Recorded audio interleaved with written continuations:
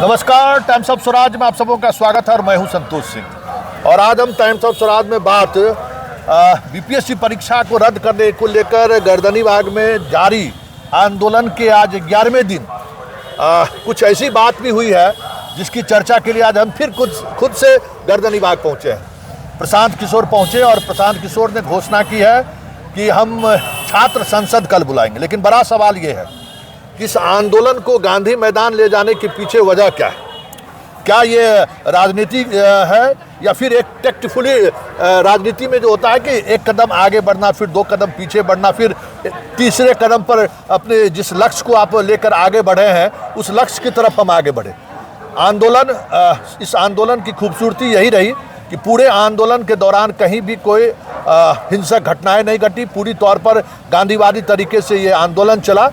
छात्र हतोत्साहित जरूर होंगे कि वो जो जिस तरीके से बात कर रहे थे कि हमें इसका रिजल्ट नहीं मिला, लेकिन जो नैतिक विजय छात्रों को मिला है, हमें लगता है कि इतिहास के पन्नों में ये बात दर्ज होगा कि 11 दिनों के सत्याग्रह के बाद पहली बार सरकार के तरफ से लोग बात करने भी आए। बीपीएससी उन तमाम मुद्दों की सफाई पेश की जिस मुद्दों को लेकर छात्र सड़क पर थे। लेकिन इन सब के बावजूद भी मुख्यमंत्री की चुप्पी आज भी अंदर से लोगों को सलाह रहा है कि आखिर मुख्यमंत्री चुप क्यों है। मुख्यमंत्री की खामोशी कहीं न कहीं लोगों को ये महसूस करा रहा है कि हमारे मुख्यमंत्री वाकई में तेजस्वी जो कह रहे हैं कि उन्हें लोगों ने कैद कर रखा है, क्या वाकई में हमारे मुख्यमंत्री कैद में है? मुख्यमंत्री तक छात्रों की बात नहीं पहुंच पा रही है।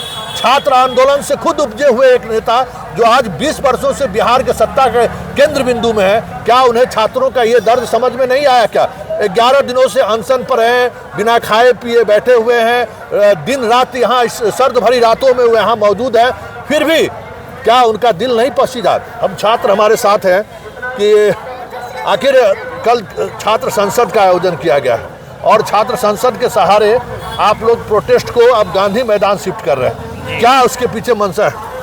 मंशा है कि वहाँ पर गांधी जी के मूर्ति के सामने अहिंसात्मक रूप से सरकार को एक मैसेज पहुँचाना चाहते हैं। जो पटना का जो मेन गांधी मैदान है वहाँ पे नीतीश कुमार जी ही सबसे बड़ी गांधी मूर्ति है जो पटना में लगाए हैं। उसके माध्यम से हम लोग एक मैसेज पहुँचाना चाहते हैं कि गांधी के धरती से ही, गांधी के मूर्ति के सामने ही हम लोग इस री एग्ज़ाम लेने के लिए और आंदोलन को आगे बढ़ाना चाहते हैं।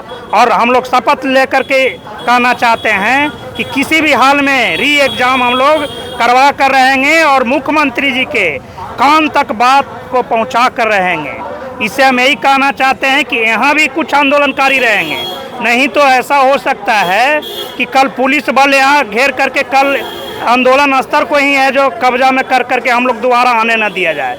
लेकिन हम लोग की रणनीति है कि कुछ लोग यहाँ रहेंगे, बाकी लोग वहाँ रहेंगे, कि हम लोग के धारणा स्थल को यहाँ से समाप्त नहीं किया जाए। एक बहुत बड़ी राजनीतिक का मुद्दा बन गया है। एक जो सांकेतिक आंदोलन का केंद्र गर्दनीबाग, उसको जारी रखना है जी।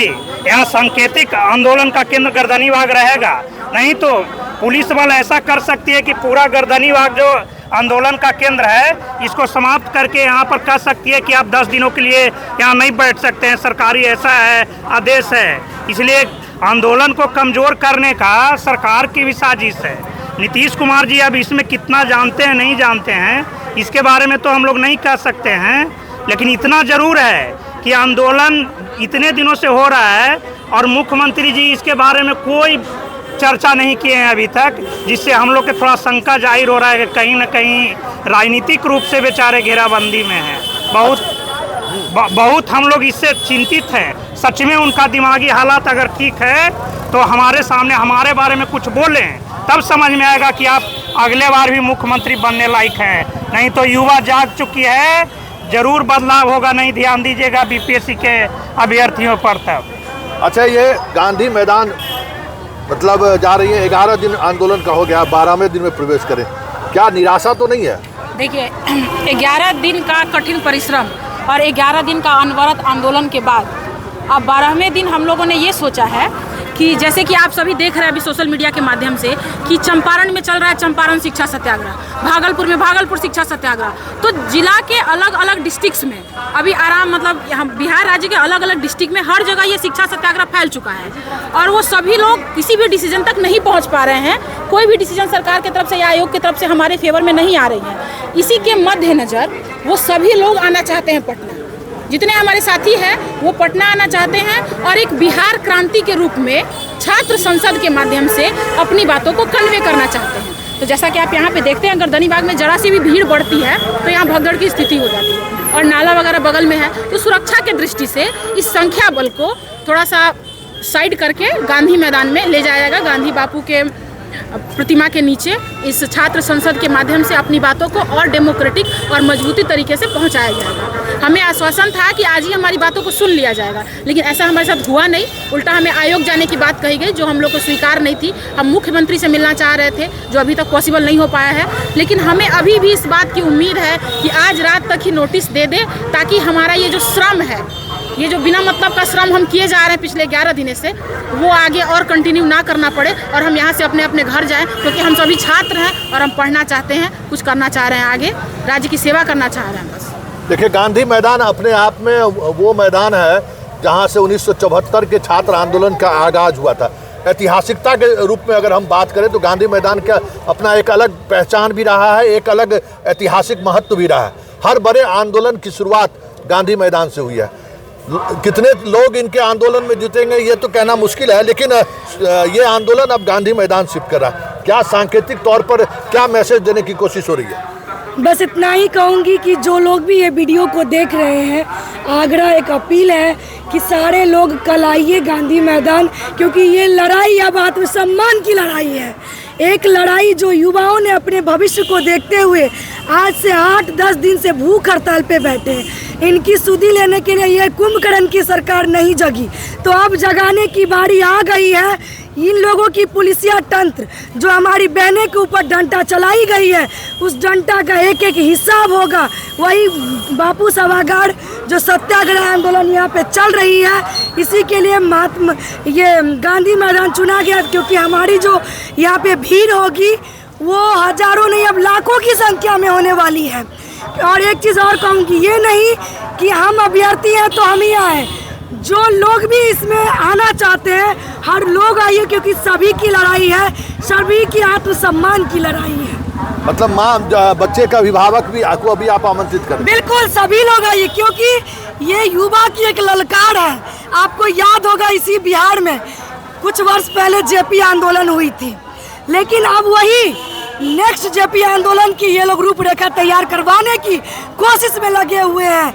युवाओं ने शांतिपूर्ण तरीके से अपनी बातों को रख रहे थे, लेकिन इन लोगों को लगा कि 10 दिन बैठेंगे, 11वां दिन उठ के चले जाएंगे। इन्हें पता नहीं था कि जब जब युवाओं ने ललकारा है, देश में एक अलग क्रांति आई है और यही युवा अब एक अलग क्रांति लाने का काम करेगी। लेकिन एक अभी तक निराशा का भाव नहीं लग रहा है कि कोई नोटिस नहीं ले रहा है, कोई बातचीत नहीं हो रही है, कोई पहल नहीं हो रहा है? नोटिस नहीं ले रहा तो इतना जो पुलिसिया तंत्र है, पदाधिकारी लोग काहे हम लोगों का सुरक्षा कर रहे हैं, काहे सुरक्षा में लगे हुए हैं? दोनों तरफ देख रहे हैं पुलिस फोर्स भरी हुई है। ये पूरा बिहार, पूरा पटना, ये सब जान रहा है कि चप्पा चप्पा बोल रहा है, अब उनका सिंहासन डोल रहा है। मतलब नीतीश बाबू का सिंहासन डोल रहा है? बिल्कुल डोल रहा है। अच्छा, ये बताइए कि ये जो आंदोलन की बात हो रही है, आप लोग लगातार कल गांधी मैदान में ये आंदोलन होगा, गांधी मैदान के सहारे क्या मैसेज देने की कोशिश हो रही है? देखिए, अब ये दौर आ गई है कि अगर अब किसी देश को या किसी स्टेट को अगर आपको बर्बाद करना हो तो हिंसा की जरूरत नहीं है, परमाणु की जरूरत नहीं है, किसी मिसाइल की जरूरत नहीं है। आप वहाँ का शिक्षा व्यवस्था खत्म कर दीजिए, आपका देश ऐसे ही बर्बाद हो जाएगा। तो वही हाल अब हमारे बिहार का हो चुका है। बिहार को देखने वाला अब कोई नहीं है। आप समझ लीजिए, जिस रहनुमा को हमने सत्ता दिया, उस रहनुमा ने हम लोगों को बर्बाद कर दिया, हम लोगों को सड़क पे ला दिए। अभी जो स्टूडेंट यहाँ पे आप देख रहे हैं, हजारों और सैकड़ों की भीड़ में यहाँ बैठे हैं, उनको न किसी यूनिवर्सिटी में होना चाहिए, कोचिंग में होना चाहिए, आज वो लोग रोड पे हैं। और एक तरफ हमारे नीतीश कुमार जी जो हमारे बिहार के मुखिया है, जिनके ऊपर सारे लोगों की जिम्मेदारी है वो प्रगति यात्रा कर रहे हैं, वो भी हेलीकॉप्टर से। एक तरफ स्टूडेंट का दुर्गति देख लीजिए, एक तरफ उनका प्रगति देख लीजिए। तो एक शब्द भी 11वां दिन चल रहा है और अभी तक हमारे मुख्यमंत्री जी एक शब्द भी नहीं बोले हैं कि हम क्या करें। तो सही में आप बोल रहे थे कि तेजस्वी यादव जी सही कह रहे थे कि हमारे आदरणीय मुख्यमंत्री जी हाईजैक हो चुके हैं, वो अपने बस में नहीं है, अपने कंट्रोल में नहीं है। अब वो अपने से कुछ डिसाइड नहीं कर सकते हैं कि उनको क्या करना है। बिहार बर्बाद हो जाए या बिहार का बच्चा आबाद हो जाए, उनको अब कोई मतलब नहीं है। ये जितने पार्टी के लोग हैं, चाहे कोई भी पार्टी हो, वो सिर्फ वोट लेती है युवाओं के नाम पे, छात्रों के नाम पे, महिलाओं के नाम पे। क्या बिहार में महिला आयोग नहीं है? जिस तरह से मेल पुलिस के द्वारा महिलाओं पे लाठियां चलाई गई, क्या महिला आयोग क्यों नहीं एक्शन ले रही है, क्यों नहीं सामने में आ रही है? जिस बहन बेटी के नाम पे आप वोट लेते हैं कि बेटी बचाओ बेटी पढ़ाओ, अरे भैया आपके सरकार में बेटी बचेगी तब तो बेटी पढ़ेगी। जब बेटी पढ़ने के लिए निकलती है तो आप तो उसे डंडे और लाठी से उसको भगा रहे हैं, उसकी हिम्मत को आप तोड़ रहे हैं। तो हिम्मत को जो आप तोड़ देंगे, एक तरफ ये जो है बीपीएससी के, एक तो जो ये बीपीएससी के चेयरमैन है मनु भाई, जो यूपी से आते हैं, गुजरात से आते हैं मनु भाई, जिनके ऊपर 2017 में आप इतिहास उठा के देख लीजिएगा, 2017 में उन पे हजारों करोड़ रुपए का घोटाला का आरोप लगा हुआ है। और इसमें कितना घोटाला किया होंगे हमको नहीं पता है। 200 से ज़्यादा एसटीएम की सीट आई है इस बार, 200 से ज़्यादा। और 200 से ज़्यादा सीट में इन लोगों का कितना अपने बेटा पोता नातिन बहन दामाद सबका सीट ये लोग रिजर्व कर लिए हैं। अगर सही से जांच हो ना सर, तो सारे नेता और सारे माफिया, ये माफिया का संरक्षण जो घोटालाबाज करते हैं उनको संरक्षण यहाँ का नेता देते हैं, क्योंकि वो लोग उनको टैक्स पहुँचाती है। सारा सीट ये लोग रिजर्व कर लेते हैं, सारा सीट ये लोग खरीद लेते हैं। ये लोग नहीं चाहते हैं सर कि कोई गरीब का बच्चा आगे बढ़े। कोई नहीं चाहता है कि कोई गरीब का बच्चा एसडीएम बने, डीएम बने, एसपी बने। ये लोग चाहता है कि मेरा ही बच्चा डीएम बने, मेरा ही बच्चा एसपी बने, मेरा ही बच्चा एसडीएम बने, जो मेरे लिए काम करे। अगर कोई गरीब का बच्चा आज एसडीएम बन जाता है तो वो गरीब के हित में काम करेगा, उन नेताओं के लिए काम नहीं करेगा। आज वो स्थिति हो गया है जो कभी कोई गरीब का बच्चा एसडीएम डीएम नहीं बनेगा। ये लोग है ना खाऊंगा ना खाने दूंगा, तो ये लोग नहीं चाहते हैं कि गरीब का बच्चा पढ़े और आगे बढ़े। चलिए, लेकिन एक बड़ी बात है जिस बात को हम अक्सर चर्चा करते हैं कि देखिए बख्तियार खिलजी बिहार में आया ना नहीं आया, इसको लेकर इतिहासकारों के बीच मतभेद है और वो उन्होंने नालंदा को तोड़ा या नहीं तोड़ा इस पर भी विवाद है। लेकिन एक बात जरूर है जो हम बार बार कहते हैं कि जब बिहार का इतिहास लिखाएगा तो ये बात जरूर लिखाएगा कि बिहार में शिक्षा व्यवस्था ध्वस्त होने में अगर किसी एक मुख्यमंत्री की सबसे बड़ी भूमिका रही है तो ये भी नालंदा के ही भी रहने वाले हैं नीतीश कुमार को याद किया जाएगा। ये बताइए कि जो चीज़ें हो रही हैं, इससे पहले भी परीक्षाएं रद्द हुई हैं, इससे पहले भी प्रश्न पत्र लीक हुआ है, हाँ, लेकिन वो आंदोलन वो उस तरीके से दबा दिया गया, पहले भी दबाया गया। लेकिन इस बार ऐसा क्या हुआ कि ये उबाल दिखने को मिला? इसमें एक चीज़ तो क्लियर है, उबाल की बात कर रहे हैं, क्योंकि इस बार जो है 200 एसडीएम का सीट है, 136 जो है डीवाईएसपी का है। तो ये लगातार नहीं आता है, ये आया जो है आप देखेंगे कि 2-3 वर्षों बाद आया। नहीं 2000 सीट तो आज़ादी के बाद पहली बार आया। नहीं, वो सीटों की बात मैं एसडीएम और डीवाईएसपी की बात कर रहा हूँ।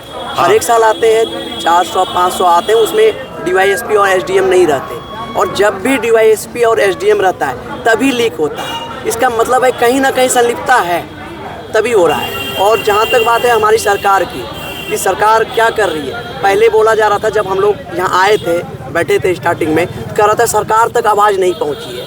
क्या इतना हो गया, सारी मीडिया देख ली, सब कुछ हो गया, उनके तक आवाज़ तो पहुँच नहीं रही है? क्या उनको मशीन की वो बहरे हो गए हैं? हमारे नीतीश कुमार जो हमारे मुख्यमंत्री मुखिया हैं वो बहरे हो गए, उनको मशीन की आवश्यकता है। मशीन की आवश्यकता है तो पहले उनको मशीन लगवा दिया जाए, अगर उनके पास नहीं पहुंच रहा है। और दूसरी चीज़ें हैं कि जो चल रही है ये रूढ़िवादी, हम लोग पढ़ते हैं, रूढ़िवादी जो व्यवस्था है उसी के तौर पे हम देख रहे हैं, क्योंकि शोषक और शोषित वर्ग, ये दो वर्ग जो है पहले था, बीच में हम लोग उसे खत्म करने के, जो हमसे सीनियर मतलब पहले आए आज़ादी के बाद, उसको खत्म करने की ज़रूरत है, एहसास हुआ। लेकिन अब जो है वही चीज़ें फिर हो रही है, शोषक वर्ग और शोषित वर्ग, ये दो वर्ग फिर बन रहा है। जो अपर लेवल पे है वो हमेशा अपर लेवल रहना चाहता है, साम दंड भेद सब नीतियों से। ये तो चलने वाला लोकतंत्र में तो नहीं है, लेकिन आपको चल रहा है। उसमें भी कुछ बहुत सारे फैक्टर हैं, एक फैक्टर नहीं है कि बस हमने बोल दिया कि स्टूडेंट की चीज़ें चल रही है। सिर्फ ये लड़ाई सिर्फ 70वीं बीपीएससी का नहीं है। इससे जो बनेगा एक शोषक वर्ग बनेगा, जिनको नॉलेज नहीं है, जिनको जो है ह्यूमैनिटी है नहीं, जिसके पास ना वेल एजुकेशन है, कुछ भी नहीं है, वो बन जाएंगे, बैठ जाएंगे जाकर के सीट पे। अब वो क्या करेगा, अब ये मान लीजिए 25 साल में उनकी जॉब लगती है, 25 साल से लेकर के वो 60 साल तक बैठेंगे, 35 साल हो गया, 35 साल में वो जो है समाज को क्या देंगे, जब उनके पास कोई ज्ञान है ही नहीं, ना उनके पास ह्यूमैनिटी है। इसी तरीके से आज हमारे ऊपर लाठीचार्ज हो रहा है, कल हमारे बच्चों पे होगा, हमारे जो है आने वाली पीढ़ी पे होगा, उनको और दबाया जाएगा। एक समय ऐसा आएगा कि सरकारी तंत्र में लोग जाना नहीं पसंद करेंगे, लोग जो है ठेले पे रेड़ी पे बैठ करके यही चीज़ें करेंगे। तो सरकार तो यही चाह रही है ना, जो हमारी सरकार है यही चाह रही है, तभी तो कोई जवाब नहीं आया। ये बताइए, इतना आंदोलन हो रहा है, 11 दिन से आंदोलन हो रहा है, उनको बात करने की भी नहीं है, आश्वासन भी नहीं दिया उन्होंने। और जहाँ तक बात है, बोल रहे हैं विपक्षी लोग, सर सब हवाम में एक ही जैसे नहीं, मैं उनकी बात नहीं कर रहा हूँ कि विपक्ष में है, वो हमारे नेता प्रतिपक्ष हैं, वो भी एक जो है विधानसभा में बैठे हैं, नेता प्रतिपक्ष है, एक जो है उनको संवैधानिक पद दिया गया है। अगर वो आ करके यहाँ पे बच्चों का सुध लिया, इंडिविजुअल गार्डियंस होकर गार्डियन के रूप में आकर के सुध लिया, उन्होंने पार्टी का झंडा लेकर के तो नहीं आए थे उन तलों में। उनको आरोप लगा रहे हैं, अरे आप आरोप लगाइए, वो आपकी पॉलिटिक्स है, लेकिन आपने कौन सा सुध ले लिया हमारा? आप आते यहाँ पे सुध लेते तो मानते कि हाँ चलिए ऐसी बातें हो रही, यहाँ ये भी नहीं हो रहा है। दूसरी बात है कि हमारे ऊपर जो है किया जा रहा है कि आक्षेप लगाया जा रहा है, फंडिंग हो रही है, ये हो रही है। सर आप वो सब चलता रहेगा, वो सब चलता रहेगा। कल गांधी मैदान में आप लोग यहाँ से आंदोलन शिफ्ट कर रहे हैं, जी, क्या संदेश देना चाहते हैं? देखिए, गांधी मैदान में आंदोलन शिफ्ट करने का हम लोग का कुछ खास वजह है। सबसे पहली बात, ये हम लोग आज 11वां दिन में हैं अभी। ये आंदोलन, ये सत्याग्रह जो है आज 11वें दिन में हम लोग कर रहे हैं, और कोई नतीजा अभी तक हम लोगों को मिला नहीं है। निष्कर्ष जो कहते हैं कि आंदोलन का क्या निष्कर्ष निकला, क्या परिणाम हुआ, तो अभी तक परिणाम तक हम लोग पहुँचे नहीं हैं। और एक बात जानने वाली ये भी है कि इस बिहार के तमाम जो भी बड़े बड़े चेहरे हैं, जो कि जनता की आवाज़ है, लोगों की आवाज़ है, वो सारे लोग कहीं ना कहीं कभी ना कभी यहाँ इस मंच पर आ चुके हैं। वो अपनी बात, वो अपनी संवेदनाएं हम लोगों के साथ, हम विद्यार्थियों के साथ, हम युवाओं के साथ रख चुके हैं।